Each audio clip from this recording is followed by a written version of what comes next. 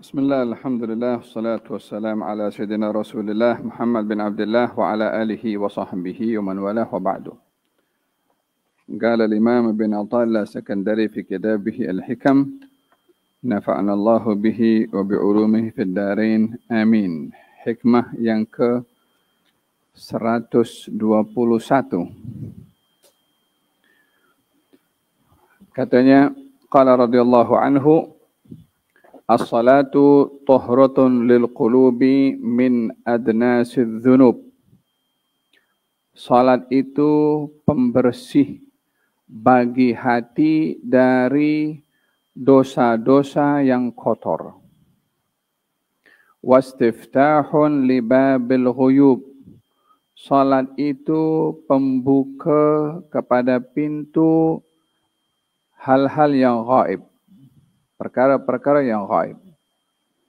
As-salatu mahallul munajah. Salat itu tempat untuk bermunajat. Wa ma'dinul musafah. Salat itu sumber kebersihan dan kesucian. Tattasi'u fiha mayadinul asrar. Salat itu menjadi sebab terbukanya lebar medan-medan rahasia. Hatta tatakathar alaika fi dhuhur. Sehingga rahasia itu nampak jelas pada kamu dalam salat. Wa tusyriqu fiha syawariqul anwar. Dan akan menampakkan penampakan cahaya-cahaya yang terang pada salat. Subhanallah, ini kalimat-kalimat yang halus untuk difahami secara bahasa sukar. Saya kalau kata teh itu manis, Anda tidak boleh rasa manisnya. Tapi Anda boleh dengar kata manis. Tapi kalau dirasa manisnya teh, maka dalam hal ini walaupun tak terkata, tapi sudah rasa. Demikian keadaan hati seseorang terhadap salat. Kita bahas satu-satu apa kata Syekh mengatakan tentang rahasia salat yang kesimpulannya segala keajaiban dalam hubungan kita dengan Tuhan ada dalam salat. Segala apa yang kita cari dalam kehidupan, mau ketenangan, mau ma'rifah, mau sakinah, mau segala-galanya ada di dalam salat. Oleh sebab itu dikatakan as-salatu imaduddin. Salat itu tiang agama. Yang salat dia menegakkan agama. Yang tak salat dia meruntuhkan agama. Meruntuhkan agama di sini adalah meruntuhkan segala-galanya. Kehidupannya, pikirannya, hatinya, rezekinya, keluarganya, semua hancur kalau dia mengabaikan salat. Yang pertama katanya as-salatu tuhratun lil qulub. Salat itu tuhratun yang mensucikan hati min adnasidz dzunub daripada dosa-dosa yang kotor. Kita di dalam hadis Nabi Muhammad sallallahu alaihi wasallam dikatakan bahwasanya dosa ini kalau dilakukan oleh seseorang dia akan menjadi noda di dalam hati ini berupa titik berwarna hitam. Semakin banyak dosa dilakukan, hati itu menjadi gelap. Bukan pada warna fisikal, tapi pada sifat.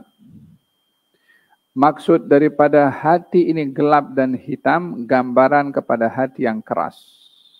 Pada sifatnya. Tanda-tanda hati yang keras menolak kebenaran, mudah melakukan maksiat dan seronok ketika melakukannya, sukar melakukan ketaatan.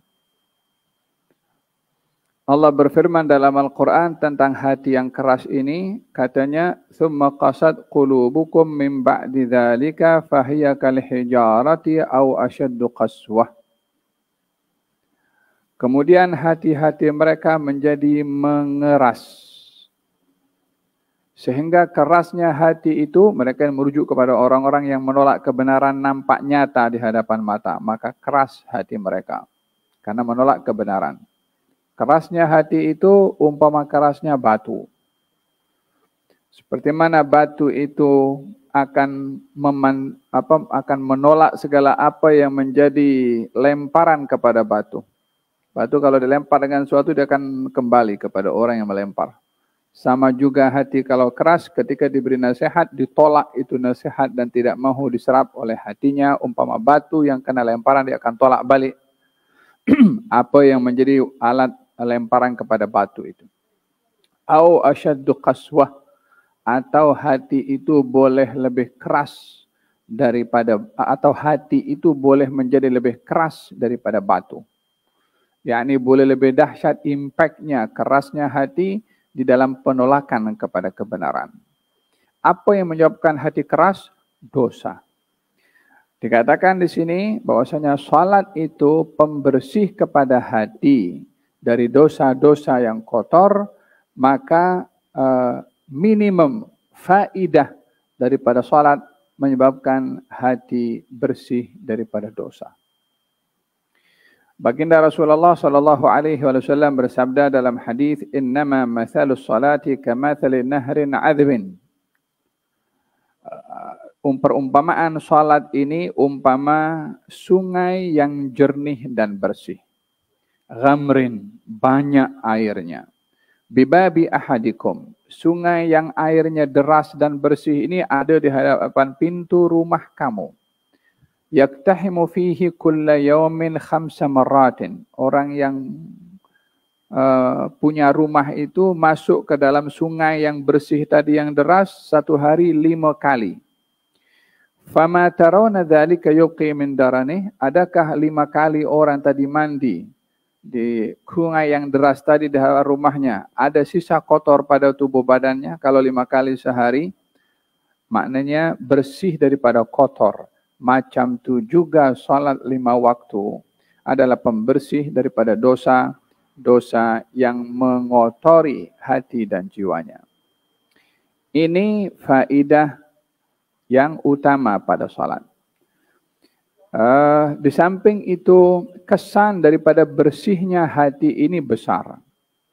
Kalau tadi saya ceritakan hati yang kotor itu sifat-sifatnya, hati yang bersih akan menjadi sebaliknya. Tak suka kepada kemaksiatan. Kalau tergelincir dia akan merasa menyesal. Suka melakukan kebaikan. Mudah menerima nasihat dan teguran atau kebenaran. Itu tanda hati-hati yang bersih. Seperti mana tadi sebaliknya di awal saya sebutkan tanda-tanda hati yang keras atau hati yang kotor. Dengan demikian hati itu akan menjadi kotor dan keras karena dosa. Hati itu akan menjadi bersih dan lembut karena taat. Di antara ketaatan yang paling utama untuk membersihkan hati adalah salat. Apa sebabnya salat itu dikatakan amalan yang sangat membersihkan kepada hati? Karena di dalam salat itu ruhnya khusyuk. Dan khusyuk itu letaknya di hati. Khusyuk itu letaknya di hati. Ilmu utama pada ilmu hati adalah ilmu khusyuk. Apa itu khusyuk? Khusyuk artinya tunduk kepada Allah. Hadir ketika sholat bersama dengan Allah. Maksudnya dia fokus pada sholatnya itu kepada apa yang dilakukan dan menyaksikan Allah yang memantau dan melihat kepadanya saat ia berada dalam keadaan sholat. Oleh sebab yang demikian, salat itu implikasinya sangat besar pada kata-kata yang disebutkan sebentar lagi oleh Syekh. Katanya wastiftahun libabil ghuyub. Salat itu menjadi pembuka kepada pintu kegaiban. Hal-hal yang gaib nampak jelas melalui salat. Ianya adalah merujuk kepada mukasyafah, kasyaf. Melihat keajaiban yang Allah tampakkan di dalam hati orang ketika berada dalam keadaan salat. Bukan hanya orang itu fokus kepada bacaannya, tapi merasa, menghayati, berenang dalam ilmu keajaiban Allah pada ayat-ayat yang dibaca olehnya ketika berada di dalam salat. Sehingga keadaan orang salat dalam salat itu berbeza. Walaupun gerakan salatnya itu sama. Allah menggambarkan dalam Al-Quranul Karim tentang orang salat dengan beberapa gambaran. Yang pertama, ada orang salat malas. Yang kedua, ada orang salat cuai dan alpa. Dan yang ketiga, ada orang salat khusyuk. Ketiga-tiganya salat. Tapi keadaan salatnya tidak sama. Pada orang yang salat malas, Allah Subhanahu wa taala melabelkan mereka dalam golongan orang-orang munafikin. Ketika digambarkan oleh Allah tentang golongan munafikin, katanya wa idza qamu ila sholati qamu kusala yura'una an-nasa wa la yadhkurunallaha illa qalila. Kaum munafikin ini kalau salat kusala, malas. Kalaupun salat yura'una an-nas, riya, nak tunjuk pada orang. Dan tidak berzikir kecuali sedikit sekali. Jadi golongan kaum munafikin pada 3 sifat yang Allah sebut dalam Quran, di antaranya adalah salat, cuman hal, keadaan dalaman dia ketika salat malas, tidak semangat, tidak cergas. Kalaupun dia salat, sudahlah salatnya malas, nak tunjuk pada orang. Ini keadaan pertama orang salat. Gerakannya sama ya, takbiratul ihram, baca Fatihah, kemudian rukuk, sujud sama, tapi dalaman hatinya yang tak sama. Yang kedua, orang salat tapi dia lalai dan cuai. Allah berfirman dalam Al-Quran, "Fawailul lil musallin alladzina hum 'an salatihim sahun." Celaka orang yang salat, yaitu mereka yang cuai dan lalai pada salatnya. Mengakhirkan salat daripada awal waktunya. Tidak menyikapi salat dengan sungguh-sungguh. Leka, mendahulukan yang lain daripada salat. Ini orang salat juga, tapi dia cuai. Dia tak ambil berat pasal salat. Walihada di antara yang ditampakkan oleh Allah kepada Rasulullah ketika peristiwa Isra dan Mi'raj, Nabi nampak ada orang itu ambil batu kasih pecah kepalanya. Dah pecah, balik lagi semula. Pecahkan lagi, balik lagi semula. Kata baginda Rasulullah, siapa mereka itu wahai Jibril? Mereka itu adalah orang-orang yang tatathaqal ru'usuhum lis-shalah. Yang kepalanya itu berat untuk melaksanakan sholat. Kenapa dikatakan kepalanya berat? Karena kebanyakan orang itu paling berat untuk sholat pada waktu subuh. Karena time tidur, maka kepala nak bangkit berat. Gambarannya mereka itu sholat, tapi keadaan dalaman itu tidak sama. Yang ketiga, orang sholat dengan khusyuk. Qad aflahal mu'minun alladzina hum fi sholatihim khashi'un. Berjaya bertuah orang-orang beriman, yaitu mereka yang ketika sholat berada dalam keadaan khusyuk. Pada peringkat khusyuk, orang sholat pun tidak sama kedudukan dan levelnya. Ada orang khusyuk fokus kepada apa yang dibaca ketika dalam sholat. Ada orang khusyuk, dia berenang dalam lautan yang tak bersempadan di dalam salatnya ketika membaca Al-Quranul Karim sehingga dia berada dalam keindahan yang tak terbayangkan. Sehingga, adzan kau?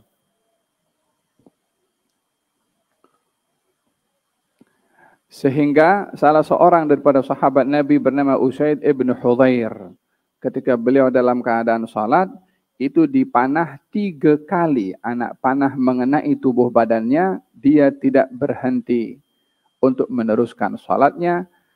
Indahnya salat yang dirasa olehnya mengalahkan sakitnya anak panah yang mengenai tubuh badannya.